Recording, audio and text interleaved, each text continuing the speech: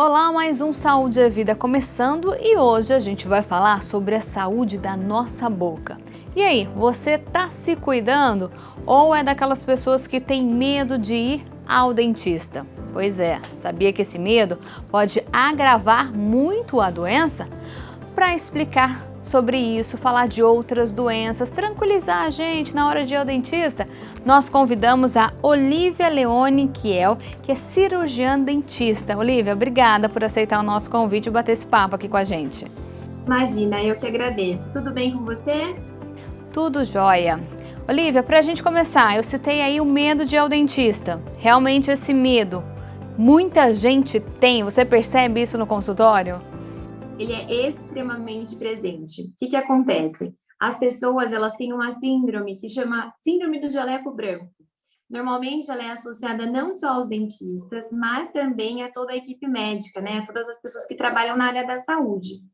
E é um desespero que a gente desenvolve de ter que ser submetido a qualquer tipo de tratamento por uma pessoa que esteja usando jaleco, por alguém que vai mexer na gente, né?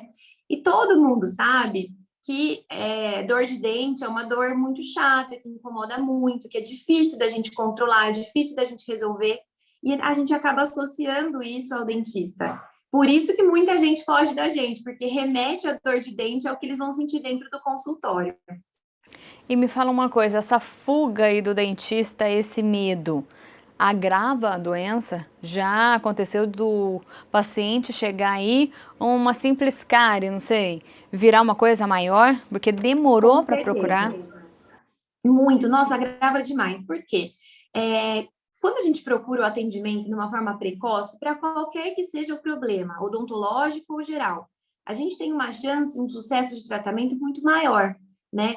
A cárie, uma vez que ela é tratada, num estágio inicial, a gente consegue resolver aquele problema pela raiz. Então, ela não se aprofunda, ela não tem o risco de dar um canal. Quando a gente tem o tratamento de canal sem tratar, o nosso dente ele fica muito friável, muito quebradiço. Então, acontece da gente acabar quebrando o dente, perdendo aquele elemento. Então, uma simples cárie que é deixada de tratar pode desenvolver diversas infecções dentro da boca do indivíduo, a perda do elemento dental e outros problemas muito mais graves que a gente reza para que não aconteça, como, por exemplo, uma endocardite, por exemplo. E falando aí da saúde da boca, se a gente não cuida da nossa boca, outras partes do corpo também podem ser afetadas? Podem sim. A endocardite, como eu citei agora, é uma bactéria que ela vem do canal do dente, do canal que a gente não trata, ou trata de forma ineficaz ou incorreta. Essa bactéria, ela consegue penetrar dentro da nossa corrente sanguínea e atingir diversos órgãos. Dentro da nossa boca, a gente tem a cadeia linfática, né, que são os nossos linfonodos, que conectam todo o nosso corpo com o resto da nossa corrente sanguínea.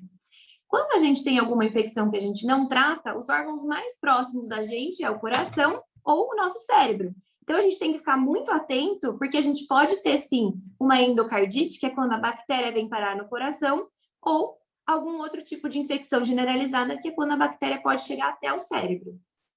E Olívia, quais são as principais doenças aí da nossa boca? Tem como listar algumas ou são muitas? São muitas, mas eu vou citar para você as principais, tá? Principalmente em período de pandemia, que a gente não pode deixar passar. A periodontite, né? O que é a periodontite? É a inflamação daquele tecido que suporta o dente. Quando a gente fala em doença periodontal, muita gente nunca nem ouviu falar. Mas o início da doença periodontal é a gengivite, que muita gente conhece. A doença periodontal, ela afeta todo o tecido que suporta o nosso dente. Então, se o nosso dente está dentro do osso, existe um ligamento que segura esse dentinho entre o osso, e é o ligamento periodontal. Se a gente não trata essa doença de forma precoce, o dente amolece e pode cair. E é uma doença totalmente sem sintoma, você não sente dor. Então, você só descobre que é um problema grave, na maioria dos casos, quando você já perdeu o elemento ou não tem mais como reverter. Além disso, a gente tem os tratamentos de canal, que é quando a cárie alcança o canalzinho do dente. A gente tem os cânceres de boca, que estão, assim, uma incidência muito grande, principalmente em jovens, ultimamente, a gente tem visto muito, e que a ida ao dentista, apenas para uma profilaxia, para uma prevenção, já pode causar o diagnóstico e um tratamento mais precoce. Como que deve ser, então, essas consultas ao dentista? Qual que é o período que se recomenda?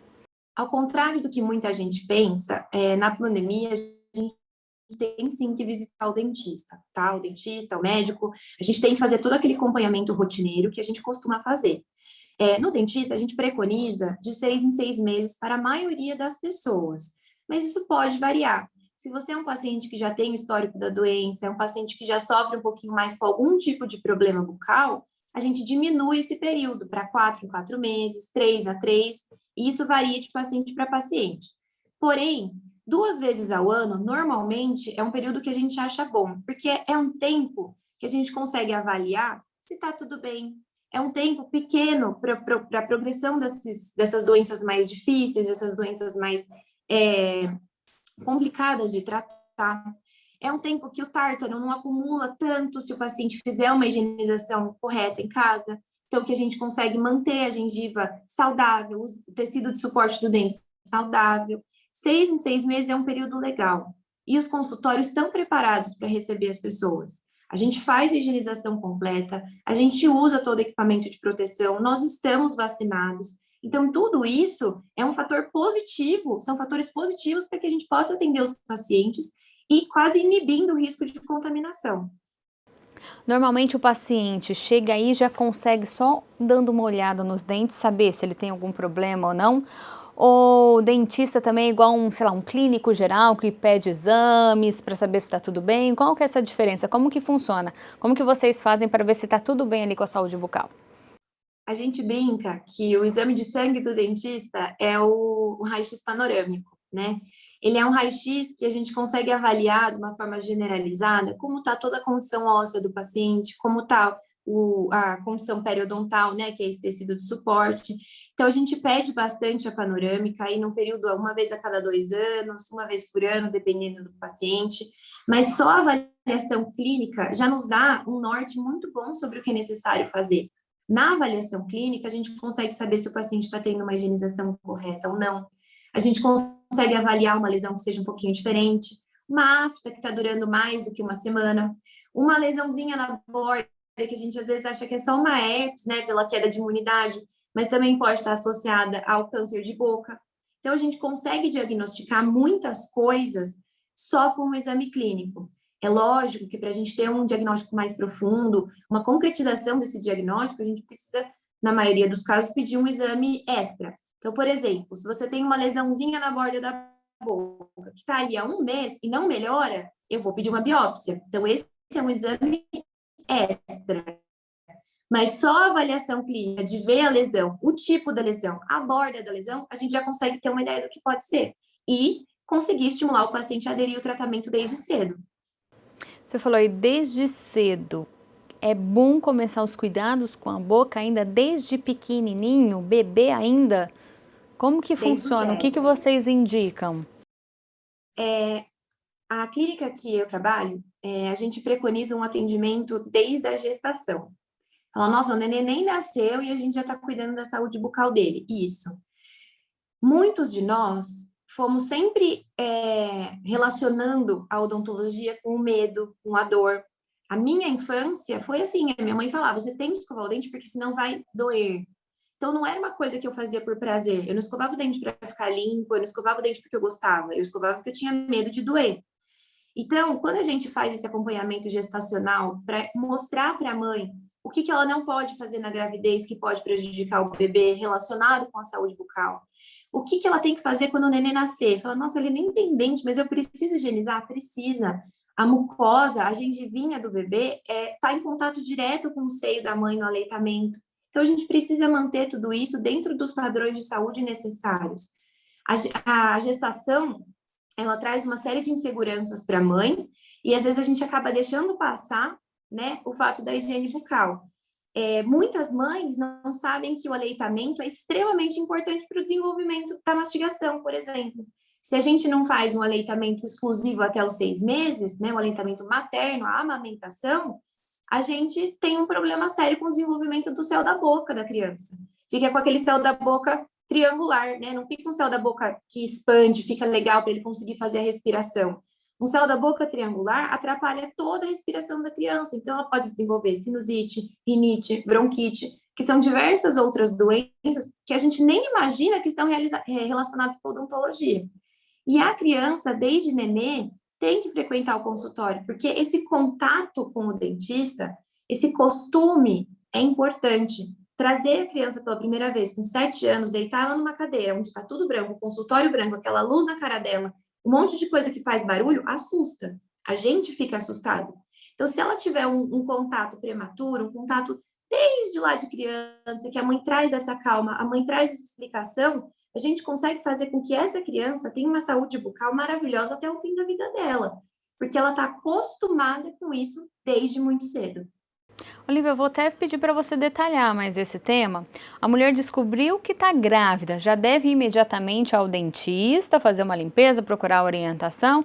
Ou tem um mês aí de gravidez que vocês pedem para esperar depois dos 3 meses ou mais para o final da gestação?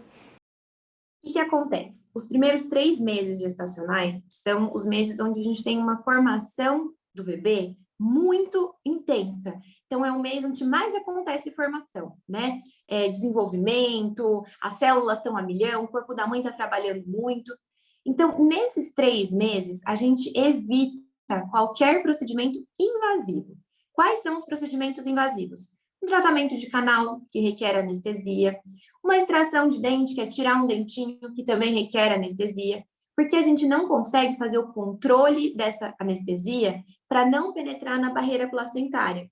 E como é um mês de formação muito intensa do feto, do bebê, a gente não sabe que males isso pode causar para ele. Então, a gente evita. Mas o atendimento básico, uma limpeza, uma avaliação, um tratamento de gengivite, por exemplo, é muito importante. As mulheres na gestação depositam muito dos nutrientes do corpo dela para a placenta, para a nutrição do bebê. E às vezes elas começam a ter alguns problemas bucais que elas deixam passar por medo de ir no dentista e trazer algum tipo de problema para o bebê. Mas na realidade a gente precisa fazer esse acompanhamento. Poxa, precisa fazer uma reposição de cálcio? Nossa, tá tendo muita afta. Por quê? Né? Nossa, ela tem muita cárie na gestação. O que está acontecendo? Como é que está a alimentação dela nessa gestação para isso estar acontecendo? Nossa, eu estou com cárie, mas eu não vou tratar porque eu não posso ir no dentista. Eu vou esperar 9 meses. Daqui 9 meses, será que você ainda vai ter esse dente? Né? Será que a infecção que está nesse seu dentinho, que é a cárie, não vai prejudicar o seu bebê mais do que você ir ao dentista só fazer uma restauração, que é algo mais simples de se fazer, algo mais menos detalhado, não requer anestesia na maioria das vezes. Então, a gente precisa enfatizar para as mães que desde o período gestacional, assim, descobriu que está grávida, se não está com a consulta odontológica em dia, vá ao dentista, se oriente. O que eu posso, que eu não posso tomar? O que eu devo e que eu não devo fazer? Porque a opção é muito melhor você ter a opinião do seu profissional te acompanhando nesses 9 meses de gestação do que você olhar na internet uma coisa, não posso tomar tal antibiótico porque senão o nenê vai nascer com problema nos dentes. Poxa, às vezes você nem tem essa informação. Alguns antibióticos realmente afetam a dentição dos bebês. E as pessoas, você tem uma infecção de urina que é muito comum na gravidez, uma cistite, você toma um antibiótico que você não poderia. Se você frequentasse o dentista corretamente, desde o período gestacional, né? Poxa, a gente poderia ter te dado essa informação, você poderia ter poupado um problema tão sério para o seu filho lá no futuro. Isso é algo muito importante, né? É algo que a gente tem que enfatizar e que as pessoas têm que ter ciência cada vez mais. E Olivia, o bebê nasceu, tá ali só com a alimentação materna.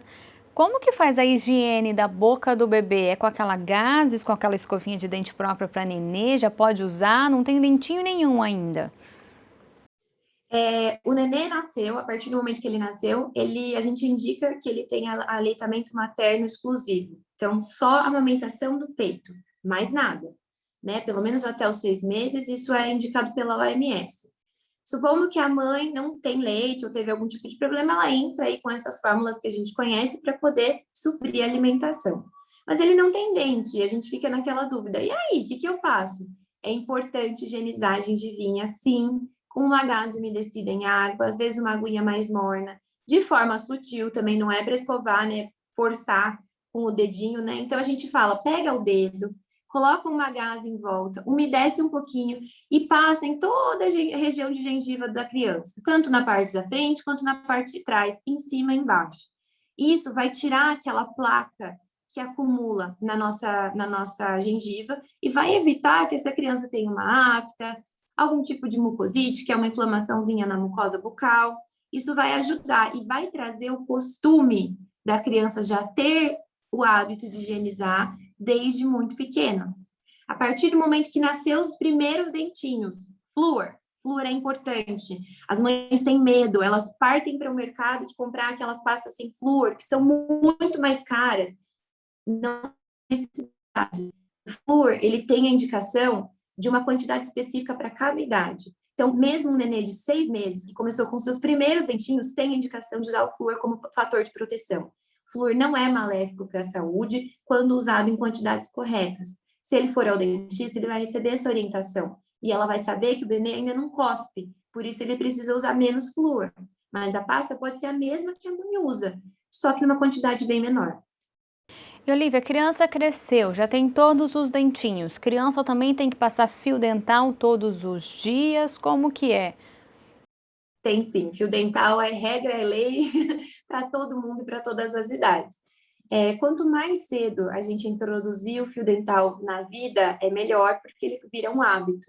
Então, é o hábito de tomar banho, o hábito da gente lavar o rosto, é o hábito de usar o fio dental. Então, a gente precisa introduzir ele desde cedo. Por que que a gente fala que não tem necessidade do uso de fio dental nesses pacientes mais recém-nascidos, menores? Porque eles ainda não têm destreza para usar o fio. Né? O fio a gente enrola nos nossos dedos fazendo um movimento de pinça, para eles esse movimento é muito fino, é um tato muito fino, que eles ainda não têm desenvoltura suficiente para realizar.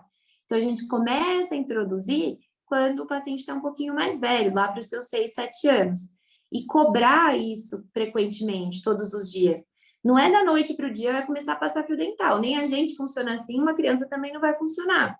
Mas vamos introduzindo, poxa, vamos passar uma vez por semana. Faz um momento gostoso, mãe, filho, pai, filho, vó e filho, o que for.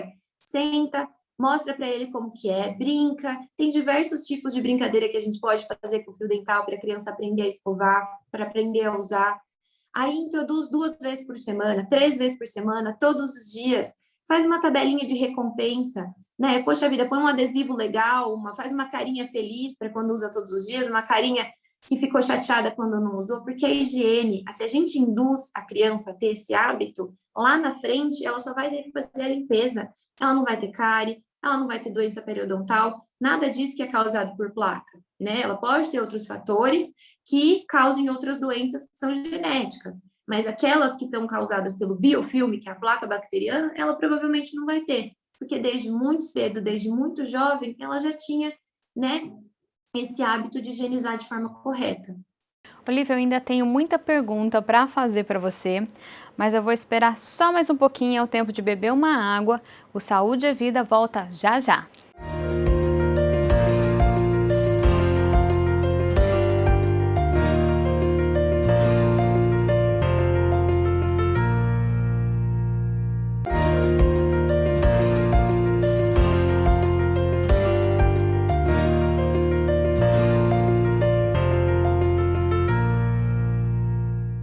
Saúde é Vida de volta e hoje a gente está falando sobre a saúde da nossa boca. E você, sabe cuidar direitinho dos seus dentes, da saúde bucal? Quem está falando sobre isso é a Olivia Leone Kiel, né, Olivia? É assim que fala seu nome. Ela que é cirurgiã dentista. Olivia, a gente falou aí sobre prevenção, os cuidados que tem que começar desde lá da infância, né? Agora eu queria falar com você sobre coronavírus e a saúde bucal. Tem alguma relação? Existe? Já tem estudo sobre isso? Já tem estudos que relacionam o coronavírus com a periodontite. Como eu expliquei, a periodontite é uma doença que afeta o tecido que suporta o nosso dente, o nosso ligamento periodontal. Um estudo realizado no Catar, aproximadamente de 540 pacientes, avaliou o risco que as pessoas que tinham periodontite tinham quando contaminavam com o Covid. Então, o estudo demonstra para a gente que as pessoas que têm doença periodontal, quando elas se contaminam com Covid, elas têm uma chance da Covid evoluir de forma pior, né, causando a dependência de oxigênio, ou intubação, ou até mesmo a morte, muito maior do que os pacientes que não têm a doença periodontal. E é importante a gente lembrar que o fator principal para ter a doença periodontal é a placa bacteriana. Então, assim, se você não tem uma higienização correta, se você não tem saúde bucal, se você não faz visitas ao dentista periódico para saber se está tudo bem, muito provavelmente a sua gengiva não está 100%. E é um fator que a gente tem que se preocupar, principalmente nesse período de coronavírus. Essas pessoas têm mais risco de ser entubada também, né? Elas têm um maior risco de evoluir para casos complexos. Dentro disso, a gente inclui a intubação, a dependência de oxigênio, a morte, né, que é um caso mais complexo, evoluir para óbito. Então, é aquelas pessoas que a gente fala que internam, né? Quando a gente pergunta, nossa, pegou Covid, mas não internou, né? Então, quando a gente fala não internou, ele não evoluiu para um caso grave. Esses pacientes que têm a doença periodontal têm 54% mais chance, ou seja, metade de chance de evoluir para um caso de internação mais grave. E, Olivia, essa doença tem como ser tratada normalmente? A doença periodontal, ela é uma doença difícil, né? Porque ela tem diversos fatores que acabam desenvolvendo ela na nossa boca. O principal delas é a placa bacteriana. Então, a gente brinca que onde não tem placa, não tem doença periodontal. Mas os pacientes que fazem uso de cigarro, os pacientes que fazem uso de bebidas alcoólicas, aqueles que têm histórico de doença periodontal na família, pacientes que passam pela quimioterapia ou radioterapia, são pacientes que têm uma chance maior de desenvolver essa doença. Ela é uma doença que tem tratamento. Então, a gente faz um acompanhamento e brinca que o dentista casa com o paciente, porque é para o resto da vida acompanhando, fazendo exames para ver se o osso está legal, se o dentinho não tem mobilidade, se está tudo certo com a gengiva.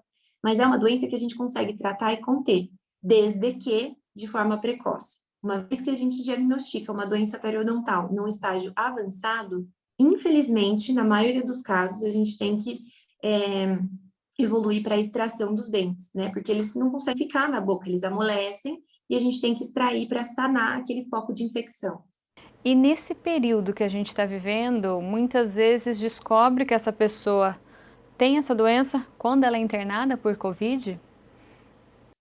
A gente tem muitos colegas dentistas, né? Eu não sou uma delas, eu não atuo nessa frente do Covid, mas temos muitos colegas dentistas que estão fazendo, né, um tratamento com os pacientes que estão entubados, que estão sedados, porque não têm capacidade de realizar a higienização por si só. Então, quando eles vão avaliar a situação bucal do paciente, muitas vezes eles acabam vendo a prevalência ali da doença periodontal.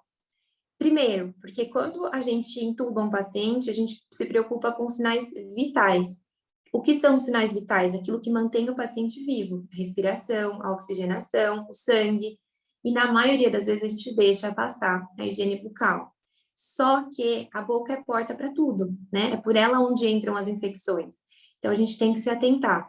E os médicos, a equipe odontológica, os enfermeiros, fisioterapeutas, fonoaudiólogos estão trabalhando assim de uma forma muito intensa para cuidar da boca dos pacientes que estão internados.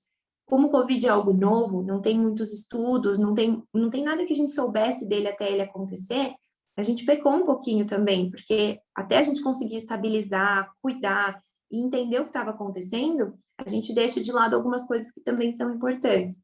Mas agora a gente vê diversos dentistas nas UTIs espalhados pelo mundo todo, cuidando desses pacientes e tentando tratar as doenças periodontais para que não seja o foco, né, do vírus da Covid. Uma curiosidade, como cuida da higiene bucal de uma pessoa que está entubada? Não é fácil.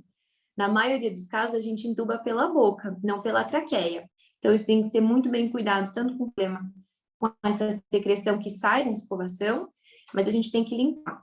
Muita gente usa o bicarbonato de sódio, né, nesses hospitais, para a gente conseguir higienizar de forma correta, e a clorexidina. A clorexidina é um antibiótico, e ela está presente dentro de alguns enxaguantes bucais na farmácia. Então, quando o paciente está num estado mais debilitado, a gente usa ela porque é um uso tópico, né? Não judia do estômago, intestino, como algumas outras medicações, e ajuda a conter essas bactérias junto com a escovação e o fio dental. Então, Olivia, o que que você indica, sugere, orienta as pessoas, né? Período de pandemia, não precisa ter medo. A consulta ao dentista deve acontecer normalmente, né? Exatamente. Em período de pandemia, a gente tem medo de tudo. A gente está extremamente assustado, e com razão. Ninguém nunca passou por isso antes.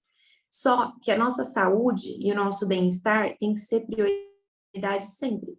E uma vez que a gente não tem saúde bucal, a gente não tem saúde geral. Não adianta falar que você é uma pessoa saudável se você tem gengivite, porque gengivite é uma inflamação, ela pode evoluir para uma infecção e pode causar problemas muito sérios. Portanto, os dentistas adotaram diversos métodos para conseguir realizar um atendimento seguro, como, por exemplo, a nossa paramentação. A gente atende com uma N95, uma máscara por cima, um face shield, que é aquele plástico que vem na frente, um jaleco descartável, tudo que pode para evitar que nós nos contaminemos e contaminemos também os nossos pacientes. Os pacientes são atendidos em horários maiores, né? Então, por exemplo, se antes eu atendia 5 pacientes de manhã, um por hora, das 8 à 1, agora eu atendo 2, porque eu preciso limpar a sala, passar pano, acoplar um virucida no ar-condicionado para limpar, para tirar qualquer tipo de problema que a gente tenha no ar, abrir as janelas, deixar tudo ventilar, ter um tempo para tirar aquele material contaminado, lavar, empacotar, já colocar para perto do autoclave para aquilo também não ficar com nenhum tipo de infecção ativa proliferando no ambiente. Então, assim, nós sempre tomamos diversos cuidados para que você não tenha nenhum tipo de infecção cruzada. O que que é isso? Pegar uma infecção dentro do consultório odontológico. Então, contaminação cruzada. Se contaminar pelo Covid dentro do consultório. Então, a gente tem que fazer um ritual de limpeza, de desinfecção, para conseguir atender os pacientes de forma segura. E isso tem dado certo. É comprovado que dá certo. Então, se você for atendido num consultório, você vai ver que você vai chegar, vai estar cheio de coisa de plástico envolto na cadeira, que a gente troca cada paciente, que não vai ter ninguém com você na recepção, porque você precisa estar sozinho. Você tem que ir desacompanhado e precisa estar sozinho, né? Se você for maior de idade. Para que você não respire o ar que outra pessoa estava respirando, para que você não encoste em secreção que outra pessoa, porventura, possa ter deixado. Que o consultório esteja limpo o suficiente para te trazer segurança e trazer segurança para o dentista que está atendendo lá dentro também. Esse atendimento precoce, esse cuidado precoce é importante em todos os momentos e ainda mais agora, né? Principalmente agora, porque é agora que a gente aperta de nervoso, aperta os dentes, é agora que a gente pula uma escovação ou outra porque acaba esquecendo, a cabeça tá a milhão, trabalhando de home office, a gente se entope de coisa que não deve, né? Eu, pelo menos, quando eu tô em casa, eu adoro comer uma bolachinha, uma besteirinha, o índice de açúcar sobe bastante, a gente tem mais acometimento da doença cárie. Então, tudo isso é importante de se lembrar, de pôr na ponta do lápis a hora que a gente vai fazer uma consulta para o dentista, porque a gente não tem uma higiene 100% eficaz. E a gente precisa do auxílio de um profissional da saúde para cuidar da gente e ver se está tudo certo. Olivia, infelizmente o nosso tempo é curto, passou muito rápido. Eu queria te agradecer aí pelas orientações e tem mais alguma dica para o pessoal que está assistindo a gente? Olha, a única dica que eu tenho é para cuidar bastante, tá, da saúde bucal, escovem bastante os dentes, usem fio dental e ter paciência que essas coisas que a gente está enfrentando agora, elas vão melhorar, elas vão passar, né? É um período de muito aprendizado, a gente vai se desenvolver demais e vamos voltar mais fortes para viver uma vida um pouco melhor e mais saudável, tá bom? Agradeço muito pela oportunidade. A gente que agradece a sua participação aqui no Saúde é Vida. Tenho certeza que foi muito útil para quem está assistindo a gente. Mais uma vez, obrigada. Eu que agradeço. Até mais. Tchau, tchau. A você de casa, muito obrigada também. A gente se vê no próximo Saúde é Vida. Tchau!